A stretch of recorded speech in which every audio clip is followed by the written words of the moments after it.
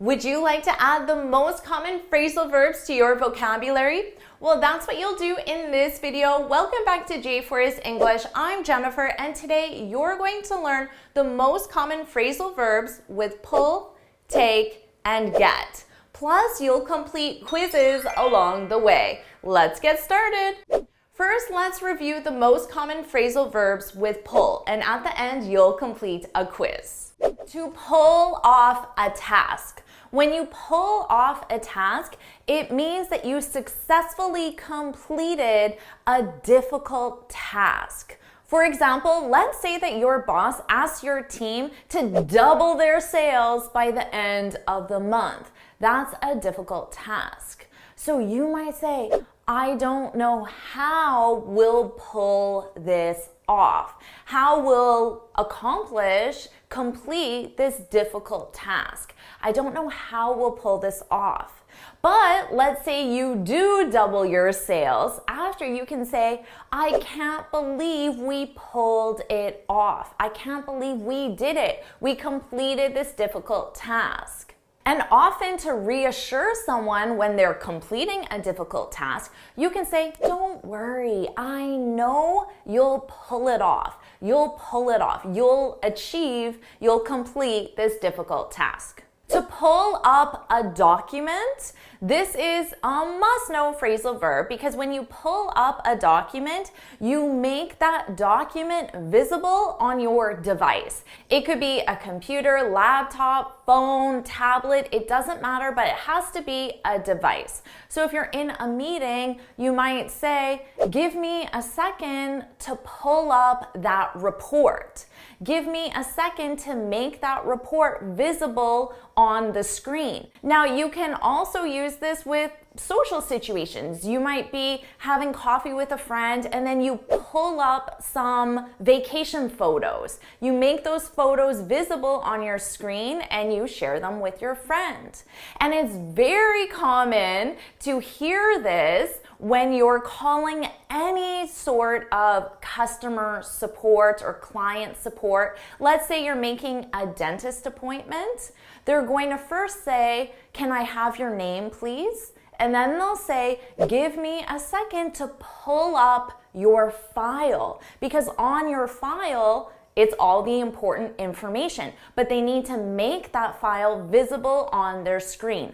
Pull up. Now, we also use pull up with vehicles. So if you're driving and you want to pull up to a store, it means you're going to slowly approach that store.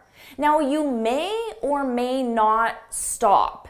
You may just slowly approach that store, read their hours of operation, and then keep driving. Or you may pull up to that store, slowly approach the store, and stop your car. Here's an example of me pulling up to my mailbox. So notice how I slowly approach my mailbox. I'm seeing if there's any mail, but notice I don't stop. I keep going. Don't confuse this with pull over because you can also pull your vehicle over. Now, when you pull over, it means you're driving and you bring your vehicle to the side of the road and you stop. So you always stop when you pull over.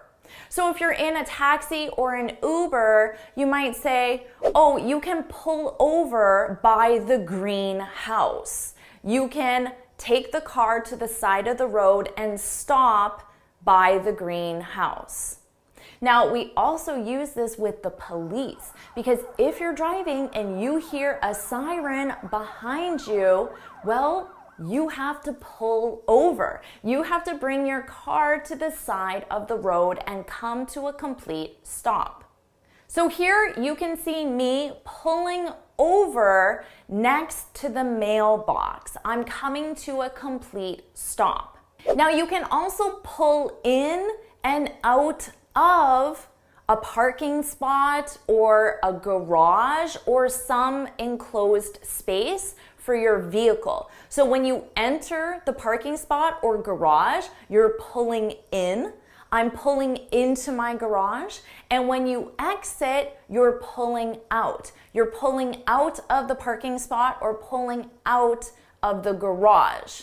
So you might say, make sure you look both ways before you pull out. Or, this is a tight space, make sure you pull in slowly or carefully. So here you can see I'm pulling into my driveway, which is a confined space. And now you can see I'm pulling out of my driveway. We also use pull in and out for a chair. So when you bring the chair closer to the table, you're pulling the chair in. When you bring your chair farther away from the table, you're pulling your chair out. So if you're in a busy restaurant and you're trying to pass by someone, you might say, oh, excuse me, can you pull in your chair so I can pass by? Can you bring your chair closer to the table so there's more room for me to pass by? Or if you're too close to the table, then you need to pull your chair out. And traditionally, men will pull out the chair for a woman to have a seat. Maybe that's a little old-fashioned these days. Now you can also pull out of an event, and that means you withdraw from that event, so you no longer participate. And that event can be a race, a competition, or even an election. So let's say there's a competition for a position at your company, and there are 5 people competing for this one position. Now maybe Sarah decides to pull out. She pulls out of the competition, which means she's no longer trying to get that position. She withdraws from the competition.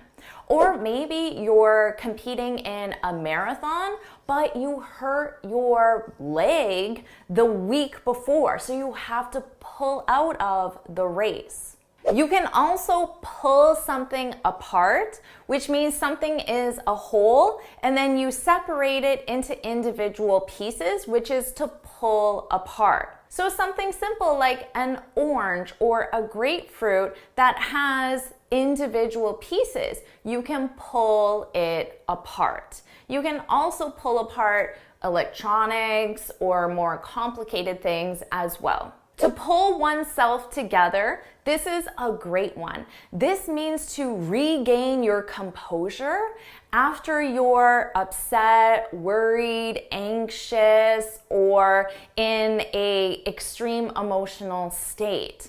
And to regain your composure just simply means to calm down. So if you're really agitated, maybe you got pulled over by the police and your heart is beating so fast and you're really anxious, your friend in the passenger seat might say, pull yourself together. Pull yourself together, which is another way to say calm down, regain your composure. So go from really anxious to pull yourself together.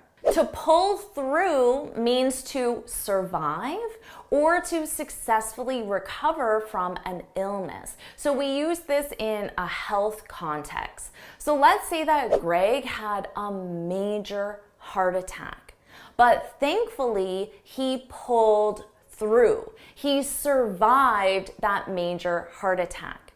Now let's say Greg has that major heart attack and then he's in the hospital, you talk to the doctor, and the first thing you're going to say is Greg going to pull through? Is he going to pull through? Is he going to survive? Is he going to recover? The doctor might say, I think he'll pull through, or maybe it's too soon to tell if he'll pull through. And finally, to pull together, this is when you work together as a team.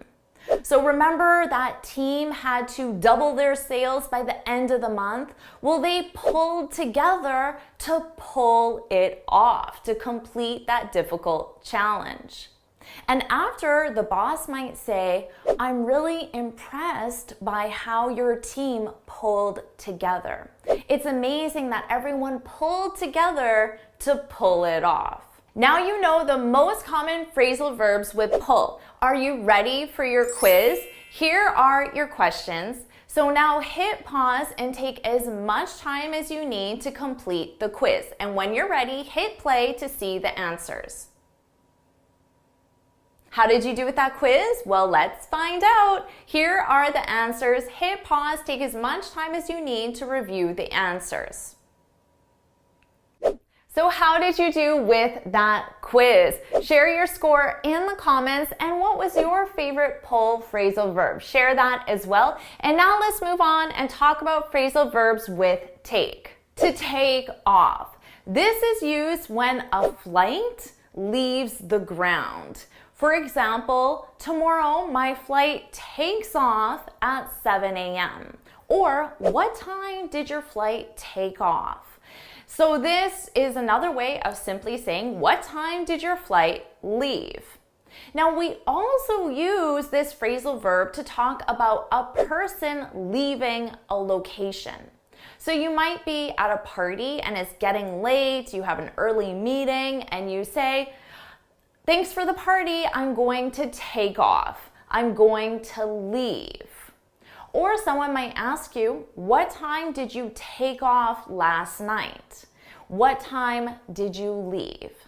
Now, take off is also used to remove an item of clothing. So at night, before you get into your pajamas, you take off your clothes, right? Before you get into the shower, you take off your clothes. I can also take off my makeup, which means to remove. Or if it's really hot in the room, you might say, oh, it's so hot in here, I need to take off my sweater. Or when you come into the house and it's cold out, you take off your jacket, you take off your shoes, you take off your hat, you take off your gloves, take off your sunglasses. So you can take off an item of clothing, but you can also take off accessories like rings, makeup, glasses as well.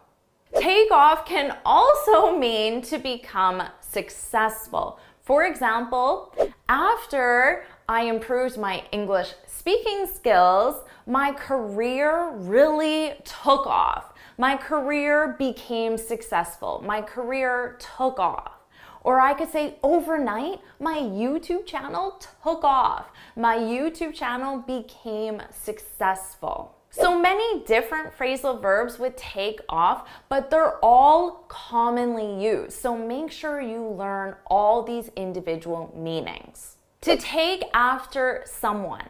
When you take after someone, you resemble them in either personality or appearance, and this is most commonly used with family members. For example, it's very common for a son to take after his dad, which means he looks like him. They look very similar. But you might also say, Julie is so funny. She really takes after Uncle Frank. So maybe Uncle Frank is really funny. He's always telling these hilarious jokes. And then Julie is also really funny. She takes after Uncle Frank. So you can use this with personality or appearance.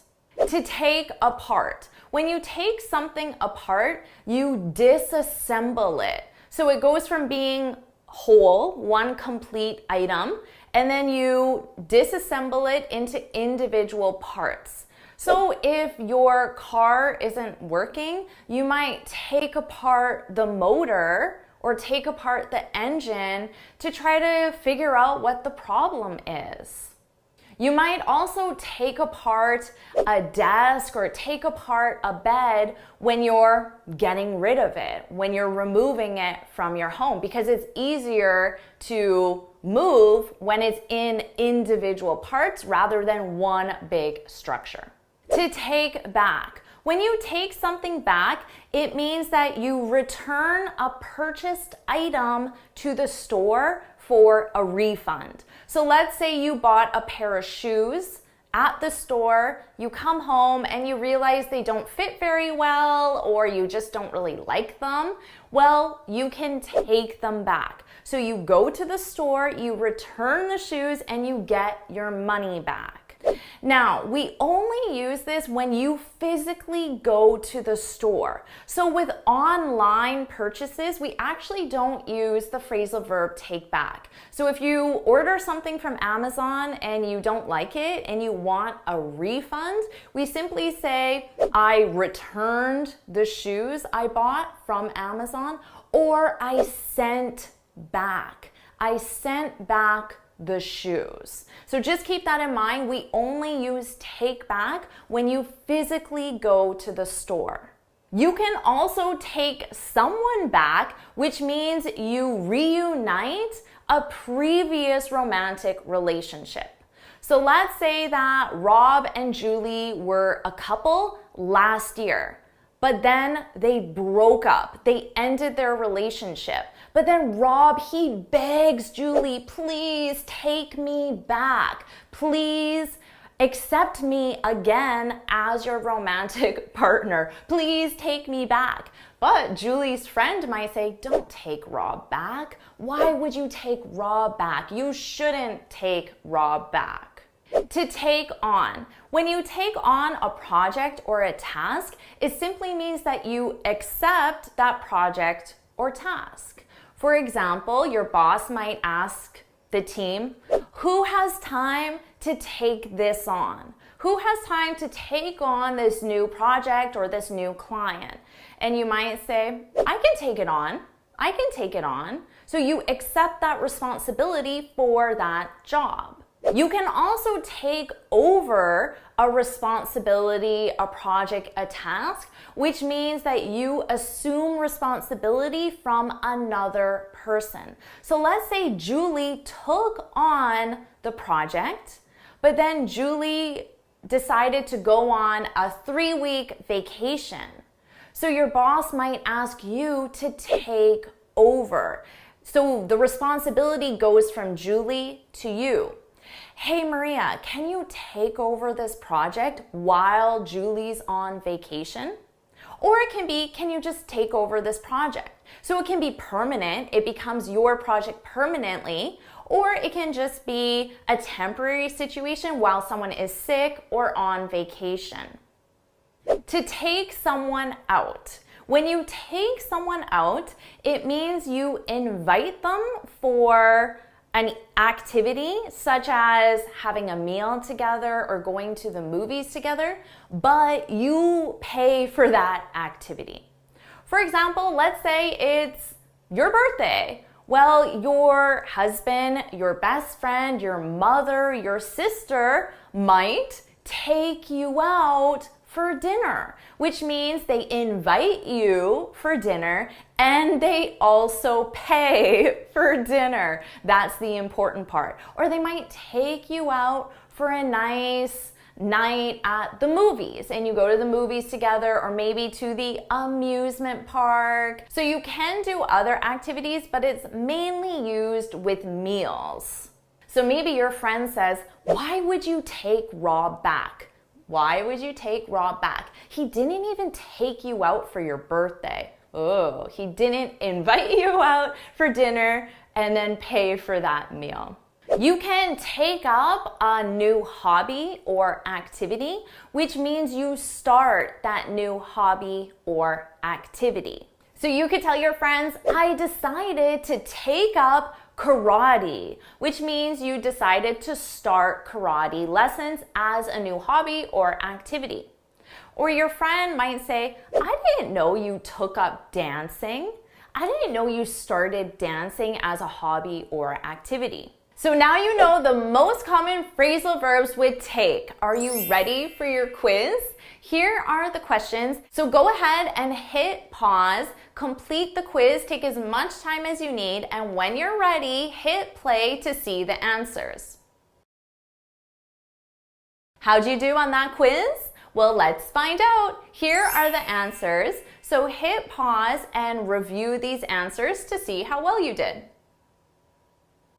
Amazing job. Now let's review the common phrasal verbs with get, and you'll complete a quiz at the end. To get ahead. This means to progress, so to make progress towards something. And we most commonly use this in a career setting or academic setting. For example, if you want to get ahead, you need fluent English. Would you agree with that? Put that in the comments. If you want to get ahead, you need fluent English. Now notice how I didn't specify get ahead in what. If you want to get ahead at work, in your career, so don't forget that. But you can also just say if you want to get ahead. To get along with. Most students know this one. Do you know this one? When you get along with someone, it means you have a good relationship with that person. I really get along with my boss. But we commonly use this in the negative.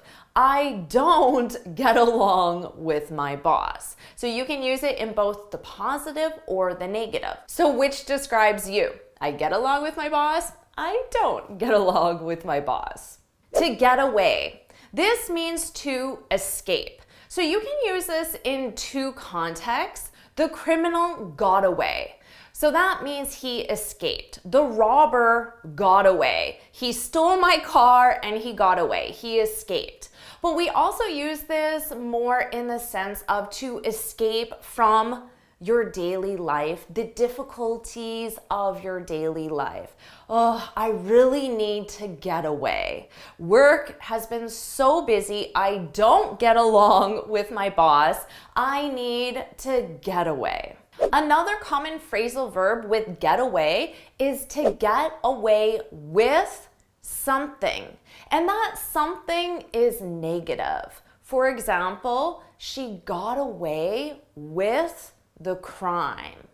This means she wasn't punished for the crime. So she did something wrong, but she got away with it. She got away with stealing the car. Notice that verb ing, with stealing the car. To get off lightly. This is when you are punished for something, but you're punished less severely than you anticipated. So maybe you forgot to submit a report at work, but you got off lightly. Your boss didn't fire you, but they did remove you from the account. So you were punished, but you were punished less severely than you expected. We also use this more in a criminal context. She stole the car, but she got off lightly. So maybe she didn't go to prison, she only had to do community service. To get back. This is used to say that you return to your original starting point. So let's say you're at home, but then you go to the store and then you return back home. So now you can say, I got back at 7 o'clock. What time did you get back? Now you can specify the place. What time did you get back home, back to the office? Oh, I got back around 7. We commonly use this with your vacations. What time did you get back from your trip to Italy? Oh, I got back on Tuesday. You returned home from Italy. There's also the phrasal verb to get back to someone.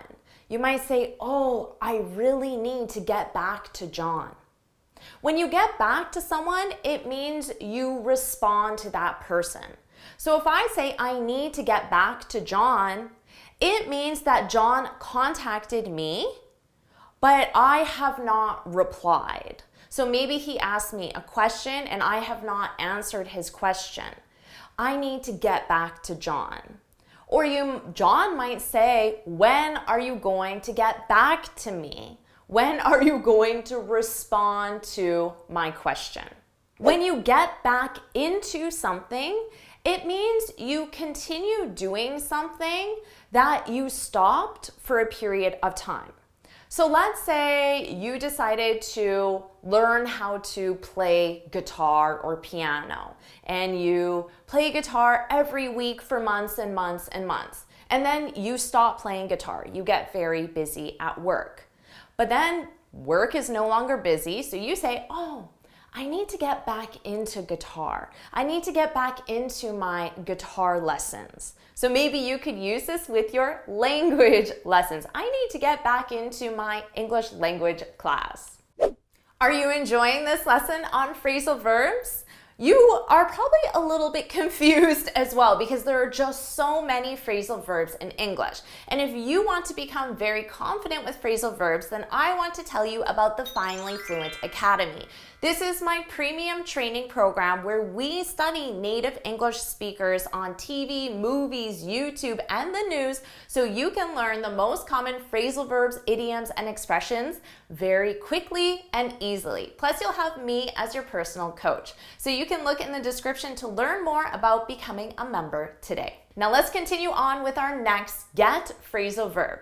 To get back at someone. This is used for revenge. So if you didn't get back to John, which means you didn't reply to John and you didn't answer his question, maybe John will try to get back at you.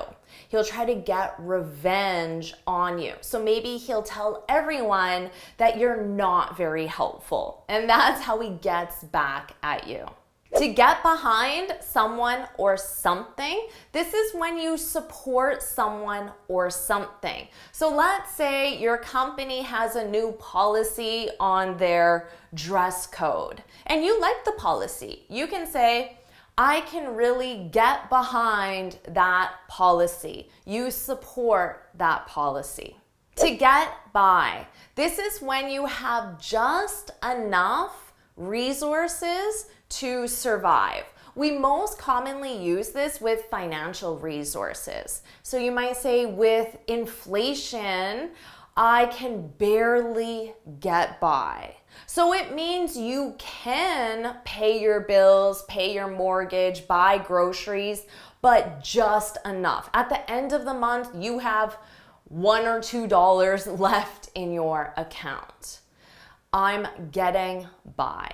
To get into trouble. I'm sure you do this all the time. When you get into trouble, it just means you enter that situation where you're doing something you're not supposed to be doing, which is the trouble. So kids get into trouble all the time. That's why you don't leave your kids at home without an adult to supervise them, because they're going to get into trouble. They're going to write on all the walls with crayon or eat all the cookies in the fridge. They're going to get into trouble.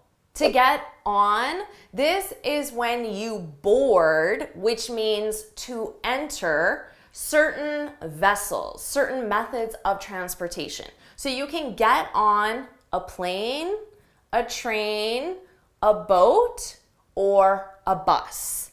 I got on the plane. You entered the plane. You boarded the plane. To get on is also used as an expression to say that someone is old or has become very old. So you might say, my grandma is getting on, which means my grandma is now quite old. She's become very old. My grandma's getting on, so she has difficulty getting on a plane. Now, what's the opposite of on? I'm on the plane. I got on the plane, so now I need to get off the plane. And remember, you only get off certain methods of transportation: planes, trains, boats, and buses. This is my stop. I need to get off the bus, get off the train. For vehicles, cars, vans, or trucks, you get in and get out of. I got in my car.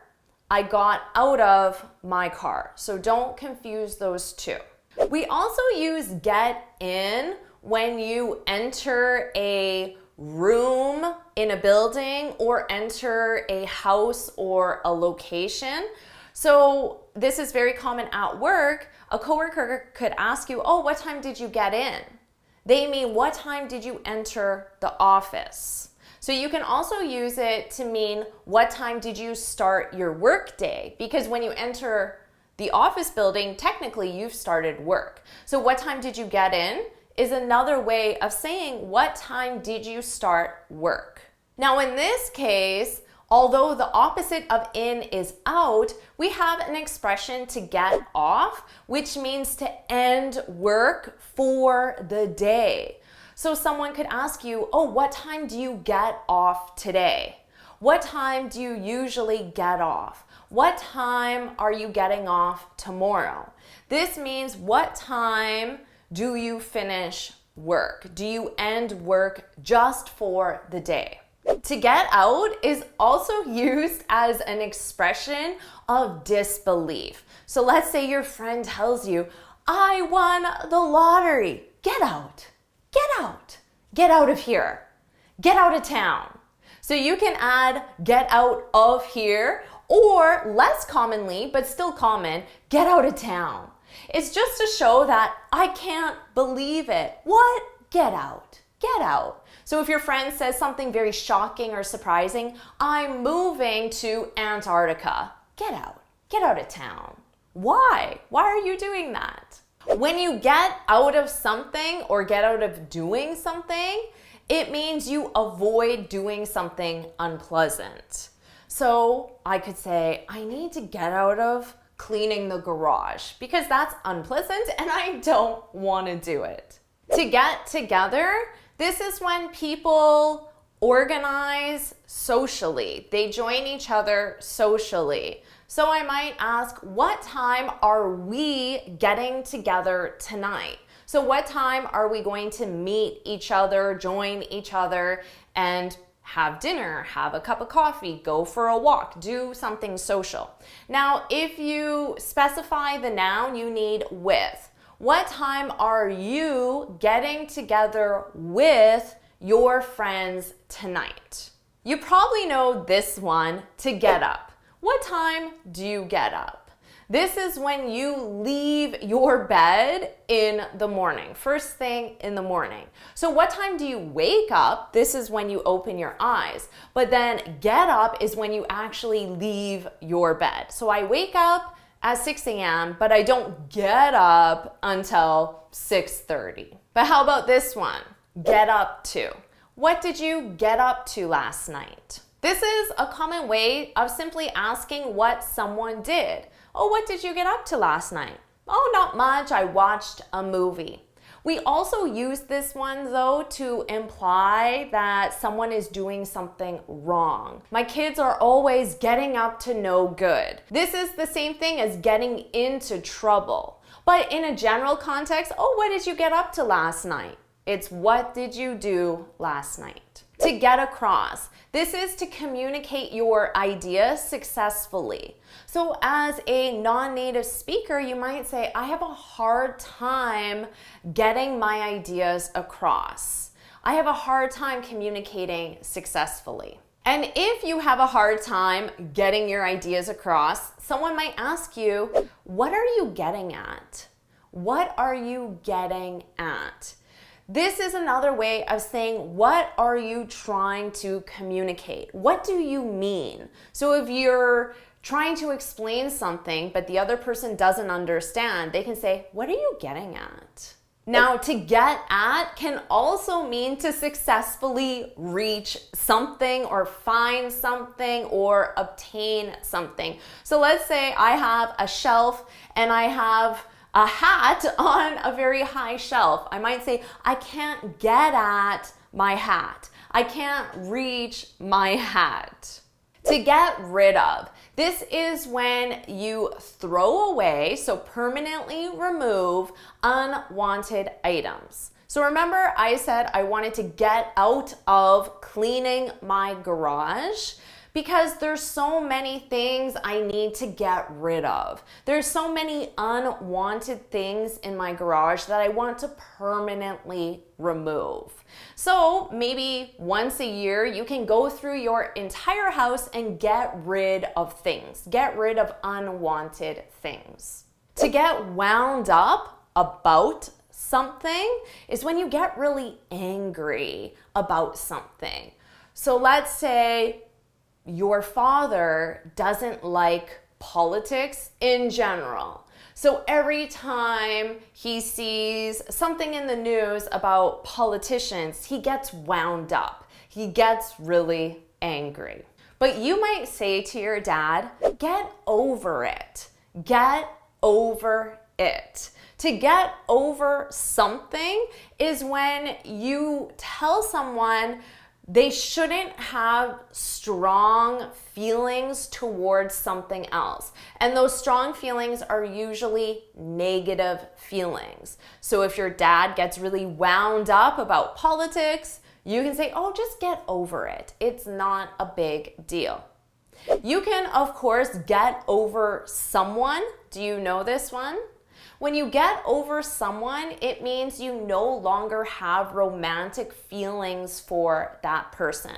So after my divorce, it took me years to get over my husband. It took me years to stop having romantic feelings towards my husband.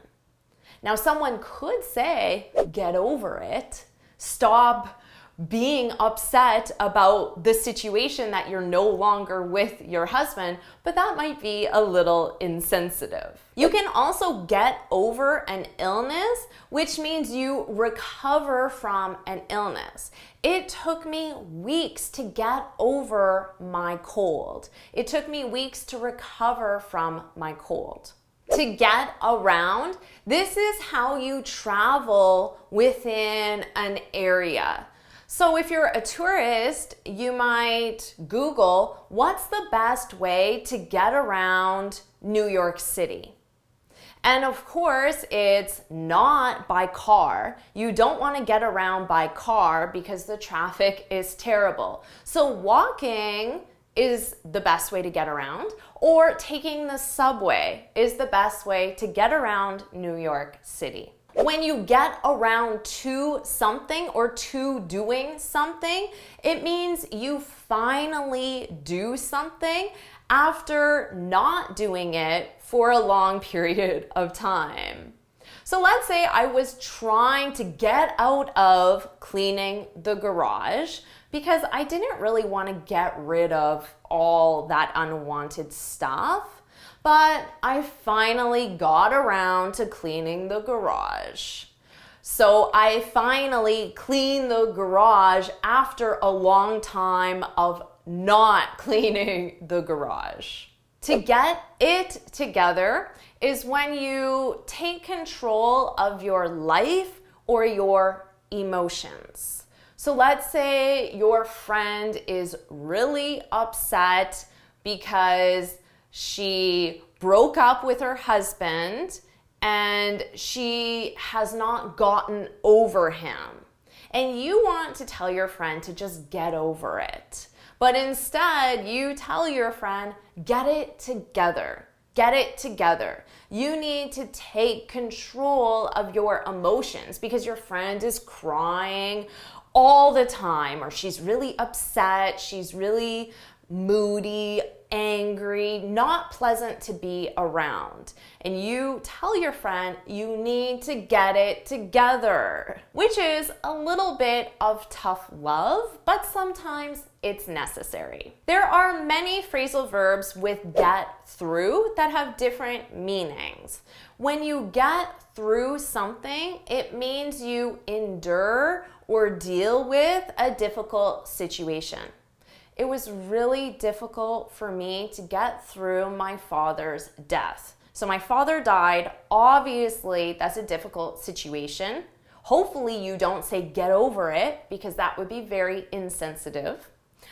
But I had a hard time getting through my father's death. So you can use this in a personal situation. You can use it in a work situation as well. I don't get along with my boss, so I have a hard time getting through our meetings. I have a hard time dealing with our meetings because I don't get along with my boss. When you get through something, it can also mean that you successfully finished something that was very difficult or time consuming. I finally got through the report. So you finished it, but it took you a really long time. It was difficult. When you get through to someone, it means that you successfully contact them after numerous attempts of trying to contact them. So let's say I needed to get back to John. I needed to respond to John, but every time I called John, I got his voicemail. I could say, I'm having a hard time getting through to John. So I can't get back to John because I can't get through to him. But we also use to get through to someone when you're able to communicate something to someone in a way that they understand it. So I told my friend that she shouldn't quit her job, and I explained all the reasons why, and I finally got through to her. So I finally made her understand why she shouldn't quit her job. Your head is probably spinning right now with all of these phrasal verbs with get, but all you need is some practice, practice, practice, and repetition. So let's do that right now with a quiz so you have a chance to review and practice these get phrasal verbs.